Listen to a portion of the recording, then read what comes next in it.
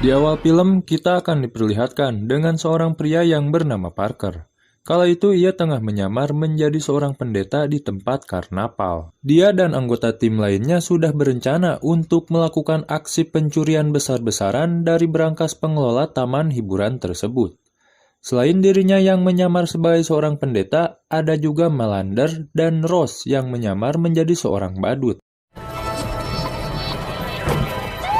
Untuk bisa memulai aksinya, Melander masuk ke rumah tempat berangkas disimpan melalui jalur korong rumah.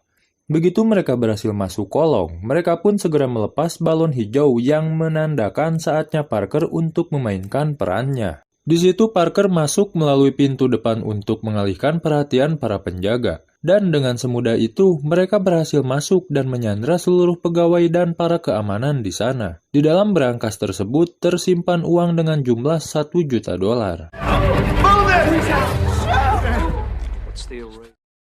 Beralih ke Hardwick yang akan melakukan aksinya, di mana di situ ia menaruh sebuah flare untuk membuat sebuah kebakaran kecil.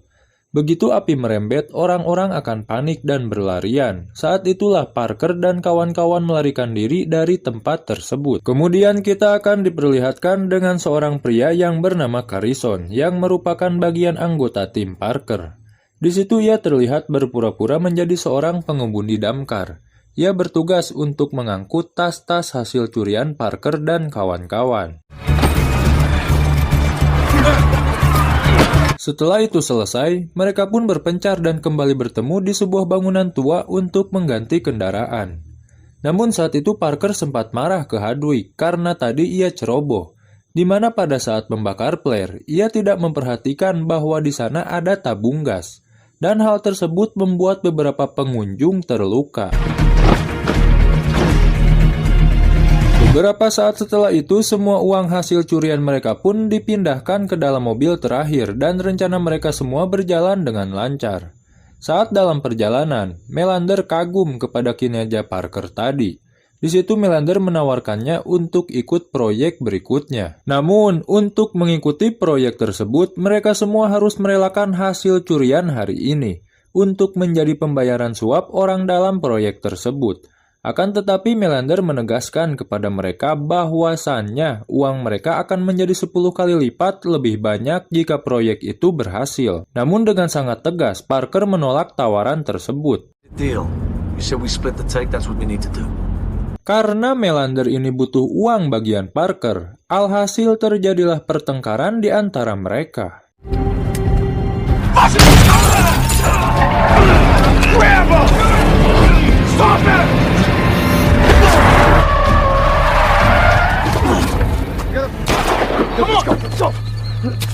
Tak lama kemudian, sebuah truk petani lewat di jalan tersebut dan melihat Parker tergeletak tak sadarkan diri.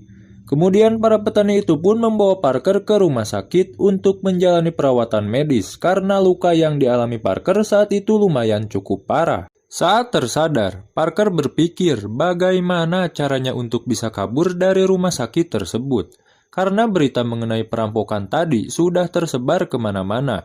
Belum lagi terlihat dari jendela beberapa polisi datang, yang kemungkinan akan menginterogasinya. Melihat seorang perawat memasuki sebuah ruangan, di situ Parker pun langsung terpikir sebuah ide.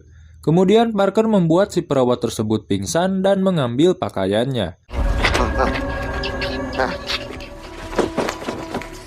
Di situ Parker berpura-pura menjadi seorang perawat yang mendorong kursi roda kakek-kakek yang kebetulan tadi satu ruangan dengan dirinya. Setelah berhasil keluar dari rumah sakit tersebut, Parker kemudian mencuri sebuah mobil ambulan dan mengendarai mobil tersebut ke tempat yang lebih sepi.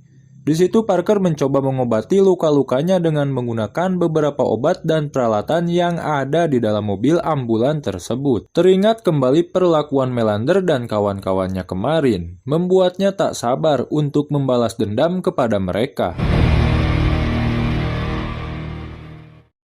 Setelah keadaannya dirasa sudah lumayan membaik, Parker kemudian mendatangi sebuah penginapan.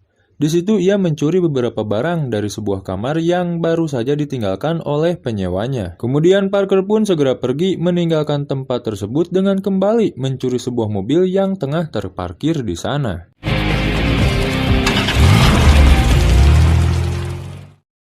Saat dalam perjalanan, Parker menghubungi seseorang untuk dibuatkan kartu identitas baru.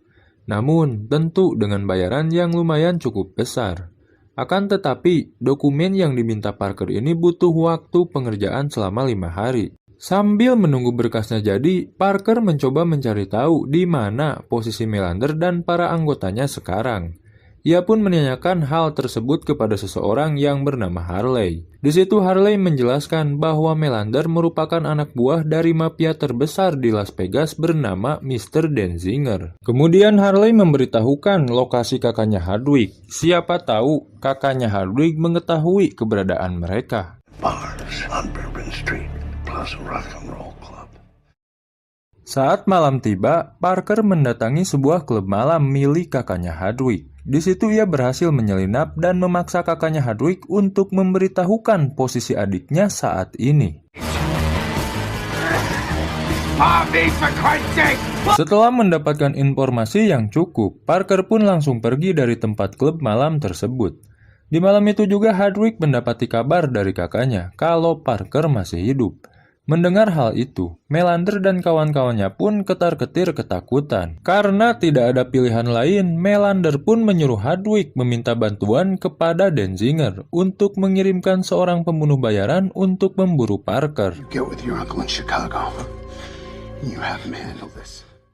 Dan benar saja, di keesokan harinya saat pacar Parker bernama Claire sedang bersiap-siap mengemas pakaiannya, tiba-tiba rumahnya disusupi oleh seorang pembunuh bayaran suruhan Denzinger.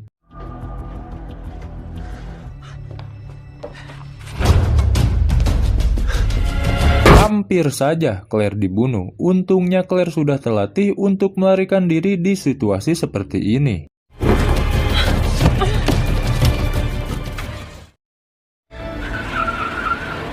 Saat dalam perjalanan, Claire mencoba untuk memberitahu Parker. Kemudian Parker pun menyuruhnya untuk bersembunyi di rumah persembunyian mereka sementara waktu.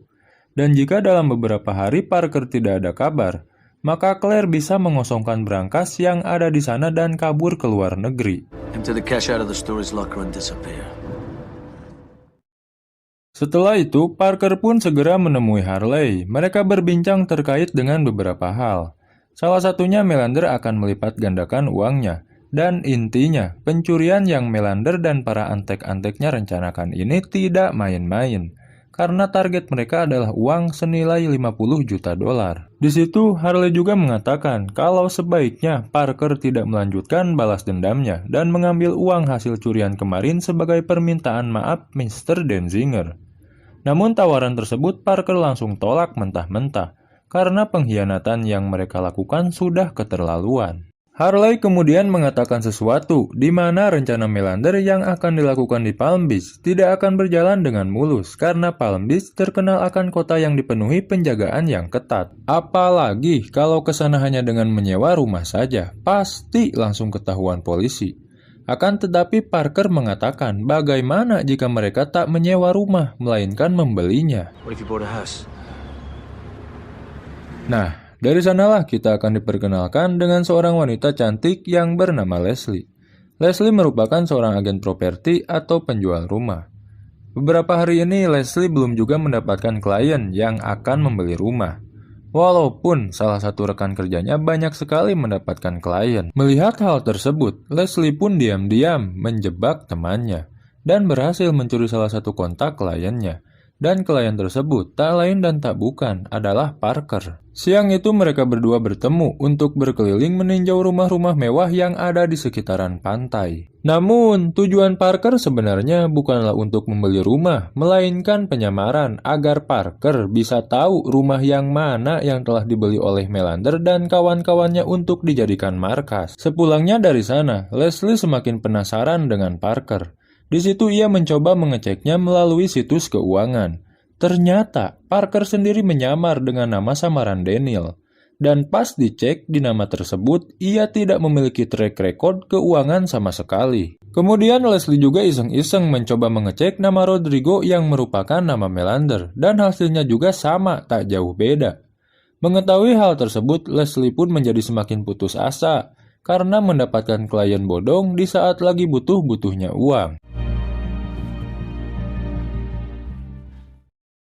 Beralih ke Parker yang saat itu melanjutkan rencana balas dendamnya dengan diam-diam menyelinap masuk ke dalam rumah Melander. Malam itu Parker masuk saat semua orang di rumah sedang pergi keluar. Di sana Parker menyimpan beberapa senjata untuk aksinya beberapa hari ke depan. Tak lupa, ia juga membongkar senjata Melander dan memodifikasinya. Di saat seperti itu, tak lama Melander datang kembali ke rumah. Beruntung, Parker bisa keluar dari rumah dengan tidak diketahui. Saat Parker kembali ke mobilnya, di situ ia melihat seseorang sedang duduk di dalam mobilnya.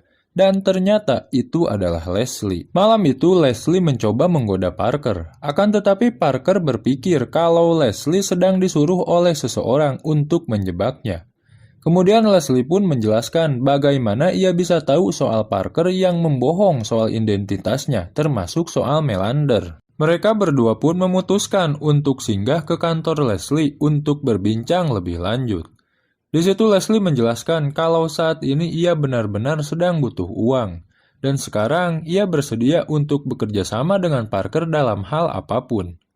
Tiba-tiba saja di situ Parker menyuruh Leslie untuk membuka pakaiannya. Di situ Parker ingin memastikan dan mengecek apakah Leslie benar-benar mengatakan dengan tulus atau dirinya sedang disadap. I'll think about it. Di keesokan harinya, tawaran dari Leslie pun diterima oleh Parker. Di situ Parker menjelaskan di mana Melander akan mencuri sesuatu, dan hasil curian itu akan ia curi kemudian membantai Melander dan kawan-kawannya. Namun sampai saat ini Parker belum tahu mereka akan mencuri apa dan di mana serta kapan. Yang jelas berdasarkan informasi yang didapat, pasalnya Melander akan mencuri emas yang nilainya setara dengan 50 juta dolar. Mendengar hal tersebut, Leslie pun memutuskan untuk mengundurkan diri dari pekerjaannya. Karena perhiasan yang Parker maksud kemungkinan besar adalah perhiasan milik salah satu mantan orang terkaya di Palm Beach. Menurut Leslie, percuma saja mencurinya karena sudah pasti akan tertangkap oleh polisi. Akan tetapi Parker mengatakan kalau Leslie tidak bisa mengundurkan diri begitu saja. Alhasil Leslie pun mau tak mau harus melakukan misi itu dengan terpaksa. What's behind that? 30 acres. Setelah selesai pertemuan, Parker pun segera kembali ke hotelnya untuk mengatur strategi. Namun tiba-tiba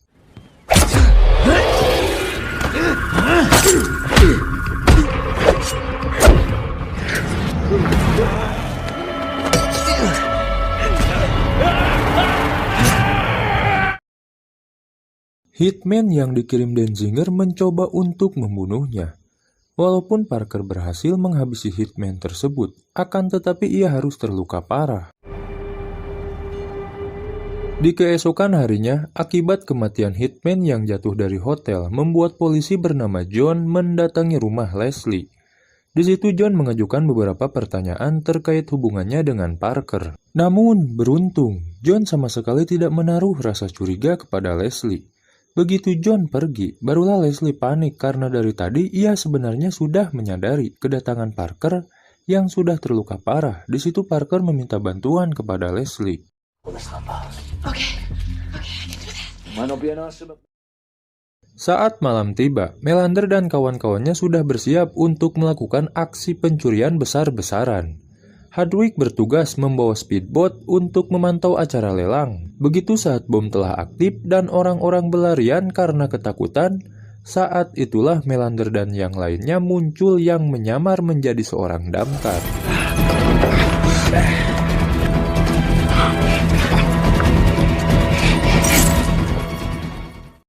Setelah berhasil mencuri semua perhiasan tersebut, Melander dan kawan-kawannya pun segera melarikan diri lewat jalur air dengan cara menyelam. Di sisi lain, Parker yang masih dalam kondisi kurang fit, mau tak mau ia harus tetap menjalankan rencananya. Di situ Parker pun berhasil masuk ke dalam rumah Melander sebelum Melander dan kawan-kawannya pulang. Bersamaan dengan itu, Leslie pun diam-diam menyelinap untuk masuk ke dalam rumah Melander. Namun, saat ia mengintip di balik jendela rumah, Hardwick berhasil memorgokinya, kemudian Leslie pun dibawa masuk ke dalam untuk diinterogasi. peeking through the fucking window. Walaupun Leslie tidak berbicara apapun tentang Parker, Melander sudah paham kalau ini pasti bagian dari rencana Parker untuk balas dendam. Saat itu pula mereka pun langsung waspada akan kehadiran Parker, dan masing-masing dari mereka mulai berpencar untuk mencari keberadaan Parker.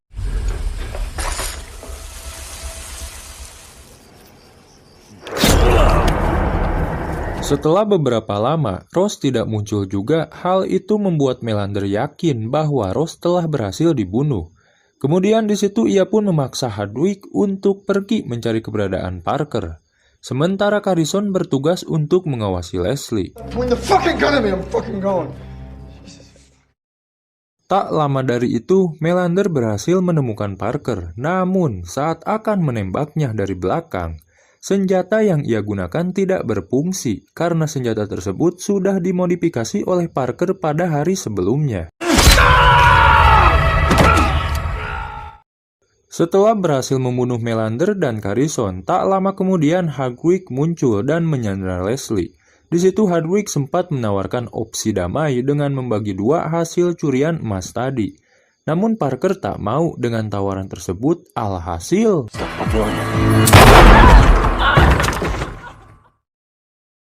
setelah semua urusan balas dendam selesai, di situ Parker menyuruh Leslie untuk menuruti perintahnya. Saat itu, Parker meminta Leslie untuk pergi ke kantornya untuk menyembunyikan semua perhiasan itu di salah satu saluran angin di sana. Leslie tidak boleh memberitahu siapapun akan hal tersebut. Setelah itu, sisanya biar Parker yang urusi. Sebelum berpisah, Parker mengatakan jika dirinya berhasil menjual semua perhiasannya, nantinya Leslie akan mendapatkan imbalan senilai $1 juta yang akan Parker kirimkan melalui kurir paket. 6 bulan telah berlalu. Tak hanya berhasil menghabisi Melander dan kawan-kawannya, Parker juga berhasil menghabisi Mr. Denzinger yang merupakan bos dari mafia terbesar yang ada di Las Vegas. Scene kemudian beralih dengan memperlihatkan Leslie yang kala itu tengah menerima sebuah paket kiriman. Dan paket tersebut adalah paket uang senilai $1 juta yang dikirim oleh Parker.